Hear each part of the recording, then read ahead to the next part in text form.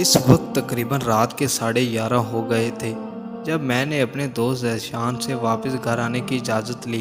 اس نے مجھے کافی منع کیا کہ رہنے دو، موسم خراب ہے، صبح چلے جانا، مگر میں شروع سے ہی کسی کے گھر رہنے سے بہت کتراتا تھا۔ خیر میرے بار بار کہنے سے اس نے مجھے اجازت دے دی۔ اس نے مجھ پر ایک مہربانی اور کی کہ مجھے اسٹاپ تک چھوڑ گیا۔ اب میں اسٹاپ پر بالکل اکیلا کھڑا تھا اور موسم بھی خراب تھا اور سڑکیں ویران تھیں، اوپر سے سائے سائے کرتی ہوائیں۔ میں تو گھبرا گیا، پھر خدا کا نام لے کر چل پڑا۔ ظاہر ہے انسان کتنی دیر تک ڈر سکتا ہے، گھر بھی تو جانا ہوتا ہے، اور سڑک کے دوسری جانب جا کر کھڑا ہو گیا جہاں سے مجھے بس آئی تھی۔ مگر غضب خدا کا آدھا گھنٹہ ہو گیا تھا مجھے کھڑے ہوئے، ایک بھی بس پاس سے نہیں گزری۔ بیٹھا تو دور کی بات تھی، پھر ماڑی قسمت سوچا گھر پاس ہی پیدل ہی چلتا ہوں۔ پھر یوں ہوا کہ چلتے یوں ہی کوئی مل گیا تھا، ایک گاڑی نظر آئی اور وہ میرے پاس آ کر رک گئی۔ پہلے تو میں گھبرایا، مگر خدا کا نام لے کر کھڑا ہو گیا کہ جو ہوگا دیکھا جائے گا۔ مگر جیسے ہی گاڑی کا شیشہ اوپر ہوا میں نے اپنی ہوش ہی کھو بیٹھا۔ آہ کیا نظارہ تھا! میں اس پل میں اپنے آپ کو دنیا کا سب سے خوش قسمت انسان سمجھ سکتا تھا۔ بھائی کیوں نہ سمجھتا، دنیا کی سب سے حسین لڑکی جو سامنے تھی۔ کچھ دیر تو میں اسے دیکھتا رہا، مگر اچانک اس کی آواز میں چونک گیا، اس کی سوچوں کا اثار سے باہر آیا۔ اس نے مجھے کہا کہاں جانا ہے آپ کو؟ اس کے منہ سے یہ لفظ سن کر میں اس لیے چونکا کہ پہلی بار میں نے لڑکی کے منہ سے یہ سنا تھا کہ کہاں جائیں گے آپ، ورنہ فلم میں اور حقیقت میں لڑکا ہی لڑکی کو کہتا ہے کہاں جائیں گی آپ۔ خیر میں نے بتایا کہ میں گرین ٹاؤن جانا ہے، اور اگلا لفظ اس نے کہا میرا خیال ہے قبرستان کے پاس آپ کا گھر ہے۔ یہ سن کر میں نے اپنے اچھے خیالات اس کے بارے میں سنے تھے وہ سب بھول گیا، اور ذہن میں ایک ہی بات رہ گئی کہ یہ تو کوئی اور ہی مخلوق ہے۔ مگر اس وقت میں کیا کر سکتا تھا؟ میں گاڑی میں جو بیٹھ گیا تھا۔ خیر گاڑی میں بیٹھ کر ایت الکرسی پڑھنی شروع کر دی۔ پھر تھوڑی دیر بعد اس نے کہا یہ ایت الکرسی کیوں پڑھ رہے ہو؟ میں کوئی چڑیل تو نہیں؟ دیکھو چڑیل کے پاؤں تو مڑے ہوئے ہوتے ہیں، میں مگر بالکل صحیح ہوں۔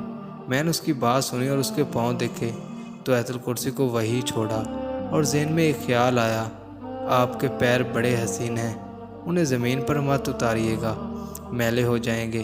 مگر کمال ہے، اس نے مجھے کہا میں جانتی ہوں کہ میرے پیر خوبصورت ہیں، تم زبان سے کہو نہ کہو، ذہن میں ایسے نہیں سوچتے۔ میرا دماغ کام کرنا چھوڑ گیا تھا، یہ سمجھ نہیں آ رہا تھا کہ اس کو میں کیا کہوں، چڑیل یا کچھ اور مجھے کسی اور بلا کا نام بھی نہیں آتا تھا کہ میں اس کو وہ کہہ لوں۔ خیر میں نے اس کشمکش میں ایک بار پھر ایت الکرسی کا سہارا لیا اور اپنے آپ کو پرسکون محسوس کرنے لگا۔ میں ایت الکرسی میں مشغول تھا کہ اس نے مجھے کہا لو بھائی ہمارا گھر آ گیا۔ میں نے اچانک کہا کہ مطلب ہمارا گھر؟ صرف میرے اکیلے کا گھر؟ گھر مگر میرا گھر ہے کہاں ہے؟ یہ تم مجھے کہاں لے آئی ہو؟ پھر اس نے مجھے کہا میں تمہیں اس لیے یہاں لے کر آئی ہوں کہ تمہیں بتا سکوں میں کوئی چڑیل نہیں ہوں، بلکہ تمہاری طرح ایک انسان ہوں۔ مگر تم یقین نہیں کر رہے، بار بار ایت الکرسی کیوں پڑھ رہے ہو؟ تمہیں بتایا ہے نا کہ میں چڑیل نہیں ہوں، مگر تم یقین نہیں کر رہے۔ میں نے اس کی یہ بات سنی اور کہا پھر تم یہ کیسے جان لیتی ہو کہ میں ایت الکرسی پڑھ رہا ہوں، جبکہ ایت الکرسی تو میں اپنے دماغ میں ہی پڑھ رہا ہوتا ہوں۔ پھر اس نے کہا دیکھو ہر بندے کے پاس کوئی نہ کوئی تو فن ضرور ہوتا ہے نا، جیسا کہ تم ایک بہت بڑے پولیس والے ہو، کسی بھی کیس کی بڑی آسانی سے ہینڈل کر لیتے ہو، یہ تمہاری فن ہی ہے۔ اور دماغ میں کیا ہے، یہ فن میرے پاس ہے، سمجھے؟ اس کی بات سن کر میں کافی حد تک مطمئن ہو گیا، مگر پھر بھی ایک ذہن میں سوال آیا کہ اس نے کیسے جانا کہ میں پولیس والا ہوں؟ لیکن پھر اپنے ہی سوال شرمندہ ہوا کہ لڑکی ذہن پڑھ لیتی ہے، یہ بات میرے ذہن میں آ گئی ہوگی۔ اب میں اس سے پوری طرح مطمئن تھا۔ پھر اس نے مجھ سے پوچھا کہ تمہارا نام احمد ہے؟ میں اس بات میں سر ہلایا اور کیا کرتا، میں تو اس کی ہر بات کو اس کا فن ہی سمجھ رہا تھا۔ میری پہلی نظر اس کے بالوں پر پڑی۔ کیا بال تھے، لمبے گھنیرے۔ بس میں تو اس پر پوری طرح فدا ہو گیا۔ پھر اس نے کہا، بھائی یہ تو بتاؤ کہ تمہیں یہ جگہ کیسی لگی؟ اور میں نے جگہ دیکھی تو ایک اور خیال آیا، یہ کیا جگہ ہے دوستو؟ یہ کون سا دیار ہے؟ بس اس وقت میرا دماغ خراب تھا کہ قبرستان میں یہ خیال آیا، لیکن مجھے کوئی احساس نہیں تھا۔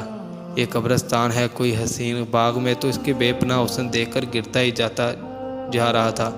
پھر اس نے کہا، جو باتیں تم سوچ رہے ہو اگر مجھ سے کہو تو کتنا اچھا ہوگا، مگر تم تو کیسے ہو؟ جتنے بھی آدمی یہاں لے کر آئی ہوں سب اتنی اچھی باتیں کرتے ہیں، مگر ایک تم ہو جو چپ بیٹھے ہو، بس دماغ میں ہی سوچے جا رہے ہو۔ چلو میں کوئی بات کرو۔ ویسے ایک بات کہوں احمد، میں نے اس بات میں سر ہلایا، کتنا اچھا ہوا اگر ایسے موسم میں بارش بھی ہو جائے۔ میں نے یہ سنا اور کہا، ہاں واقعہ کتنا رومانٹک موسم ہو جائے گا۔ یہ بات میں نے ہونٹ ہلا کر کی۔ بس یہ کہنا تھا کہ یکدم ایک بارش ہونی شروع ہو گئی، اور بارش بھی اتنی تیز کہ میں اپنی پوری زندگی میں اتنی تیز بارش نہیں دیکھی تھی۔ میں نے یہی بات اب اس سے ہونٹوں سے کہی، مگر یہ کیا اس نے میرا ہاتھ تھام لیا تھا۔ پھر اس نے میرا ہاتھ تھاما ہی تھا، قسمت ماڑی مجھے چھینکیں آنی شروع ہو گئی، شاید مجھے بخار ہو گیا تھا۔ بھائی ظاہر اتنی بارش تیز اور بخار نہ ہو، یہ کیسے ہو سکتا ہے؟ میں نے اس سے کہا، بارش تیز ہو رہی ہے، یہاں کوئی کمرہ وغیرہ نہیں ہے؟ اس نے کہا، کمرہ تو نہیں ہے، البتہ بارش کم ہو سکتی ہے۔ بس اس نے یہ کہا اور بارش رک گئی۔ میں ان چیزوں کی طرف کوئی توجہ نہ تھی کہ یہ سب اس کے کہنے سے ہو رہا ہے، میں تو بس اس کے بے پناہ حسن پہ ہی مر مٹا تھا۔ اس نے کہا، اچھا یہاں کوئی اور نہیں ہے؟ تو اس نے کہا، نہیں، صرف ہم دونوں ہی ہیں۔ پھر میں نے کہا، میرے لیٹنے کو دل چاہ رہا ہے۔ تو اسے بے کہا، اچھا میں ابھی جگہ بناتی ہوں۔ بس یہ کہنا تھا کہ پاس ہی قبر تھی، اس میں سے ایک مردہ اٹھ کھڑا ہوا۔ یہ دیکھ کر تو میں ایک بکھلا گیا اور چکرا کر زمین پر گر پڑا، اور جب میری آنکھ کھلی تو میں اپنے گھر میں تھا۔ سب گھر والے میرے ارد گرد کھڑے مجھے دیکھ رہے تھے، اور میری امی مجھے ٹھنڈے پانی کی پٹیاں کر رہی تھی۔ اور پھر ابو نے مجھ سے پوچھا کہ فیاض بیٹا رات کو کیا ہوا تھا؟ پھر یہ نام کچھ اجنبی سا لگا، اور میں نے ابو سے پوچھا، فیاض کون ہے؟ اور ابو نے بڑے پیار سے جواب دیا، بیٹا تمہارا نام فیاض ہے۔ اور کس کا ہے؟ میں ایک دم بھڑک اٹھا، نہیں میرا نام فیاض نہیں، میرا نام احمد ہے، اور مجھے یہاں کون لے کر آیا ہے؟ میں نے واپس اسی کے پاس جانا ہے، میں اس کے بغیر زندہ نہیں رہ سکتا، میں نے اسی کے پاس جانا ہے۔ یہی لفظ کہتا ہوا زمین پر دوبارہ پھر بے ہوش ہو گیا۔ پھر ایک دن بعد مجھے ہوش آیا، مگر کمرے میں کوئی نہ تھا۔ مجھے ایسا لگ رہا تھا جیسے وہ مجھے اپنی طرف بلا رہی ہو۔ میں مکمل طور پر اس کے عشق میں گرفتار ہو چکا تھا۔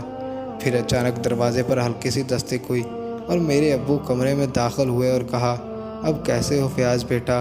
مگر جیسے ابو نے یہ نام لیا میں پھر بھڑک اٹھا، میرا نام فیاض نہیں، مجھے نہیں پتا میرا نام فیاض نہیں ہے۔